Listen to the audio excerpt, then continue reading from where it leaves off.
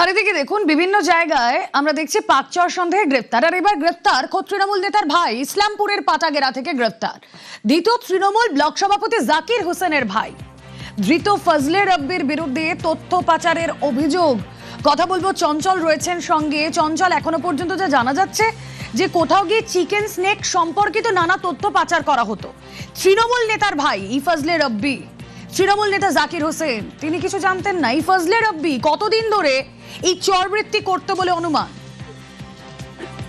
দেখো, এখনো পর্যন্ত স্পষ্ট জানা যায়নি যে ফজলে রব্বি কতদিন ধরে এই পাক চোর কাজ করতো। তবে তোমাকে জানিয়ে রাখি যে গত শনিবার যে তিনজন এসটিএফের হাতে ধরা পড়েছিল পাক চোর সন্দেহে, তাদেরকে জিজ্ঞাসাবাদ করার পরে কিন্তু এই ফজলে রব্বির নাম উঠে আসে এবং এই ফজলে রব্বিকে গতকাল ইসলামপুর ব্লকের যে পাটাগড়া এলাকা, সেই এলাকা থেকে তাকে গ্রেপ্তার করে এসটিএফ। এরপরে তো ইসলামপুর থানায় নিয়ে আসার পর লাগাতার তাকে জেরা করা, প্রায় 8 ঘন্টার টানা জেরার পর কিন্তু তাকে গ্রেপ্তার করে এসটিএফ এবং আজকে তাকে শিলিগুড়ি কোনো কোর্টে তোলা হবে এমনটা কিন্তু এসটিএফ সূত্রে জানা গেছে। তবে এই যে গোটা ঘটনা নিয়ে এসটিএফ সূত্রে যেটা জানা গেছে যে এই পাক সূত্র যেটা রয়েছে, যে নানান তথ্য, অর্থাৎ যেহেতু আমরা যে এলাকায় বাস করি, অর্থাৎ যে উত্তর দিনাজপুর জেলা, সেই উত্তর দিনাজপুর জেলার ইসলামপুরের বেশি অধিকাংশ অংশটা কিন্তু চিকেন নেক হিসেবে ব্যবহৃত হয় এবং চিকেন নেক হিসেবে ধরা হয়েছে। তবে এই চিকেন নেক হিসাবে যে এলাকা রয়েছে তার যে একাধিক তথ্য কিন্তু পাচার করতে এমনটা কিন্তু অভিযোগ উঠে আসছে।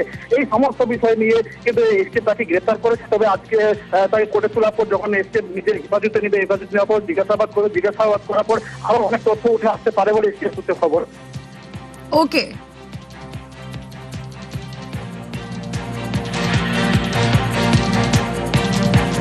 ফজলে রব্বি, তার স্ত্রীর কি বক্তব্য?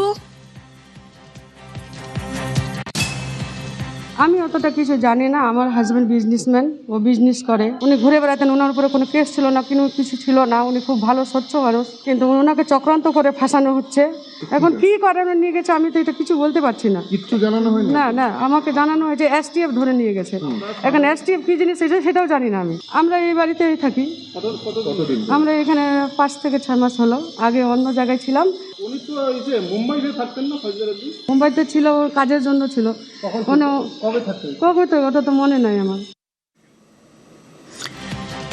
পাকচর সন্দেহে ধৃত তৃণমূল ব্লক সভাপতি জাকির হোসেনের ভাই ফজলে রব্বি। ধৃত ফজলে রব্বির বিরুদ্ধে চরবৃত্তির অভিযোগ, একাধিক গুরুত্বপূর্ণ তথ্য পাচারের অভিযোগ।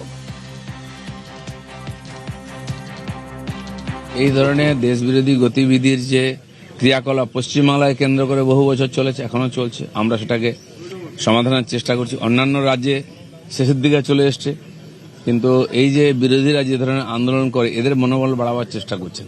কিন্তু আমাদের সরকার, রাজ্য সরকার, কেন্দ্র সরকার দুটোই এই ধরনের বিদেশি এজেন্টদের এখানে যে বাড়বাড়ান্ত, এটা কিছুতেই সহ্য করবে না। তৃণমূলের নেতা জাকির হোসেন, তার ভাই পাক গুপ্তচর না হলে খবর হয়। উনি যদি পাক গুপ্তচর না হতেন, উনি যদি রাষ্ট্রবাদী মুসলমান হতেন, তিরঙ্গা ধরে মুসলমান হতেন, তাহলে গর্বের সঙ্গে আমি তাকে জড়িয়ে ধরতাম। একটি লোকের জন্য একটা সম্প্রদায়ের বদনাম হয়। সম্প্রদায়ের সঙ্গে কোনো সংঘাত নেই, দু একটি বেনজল সম্প্রদায় আছে, যে কারণে পুরো সম্প্রদায় বর্ধমান। সম্প্রদায়কে আমি সম্মান করি, আমি তাদের করজোড়ে নমস্কার করি। তাদেরকে বলবো, আপনারা এগিয়ে আসুন। এই দুষ্কৃতকারী খবরি মুসলমান যে কটি আছে, পাকিস্তানের গুপ্তচর, তাদেরকে আমাদের রাষ্ট্রবাদী মুসলমানরাই যোগ্য জবাব দেবে। আমার আপনাকে ভাবতে হবে না।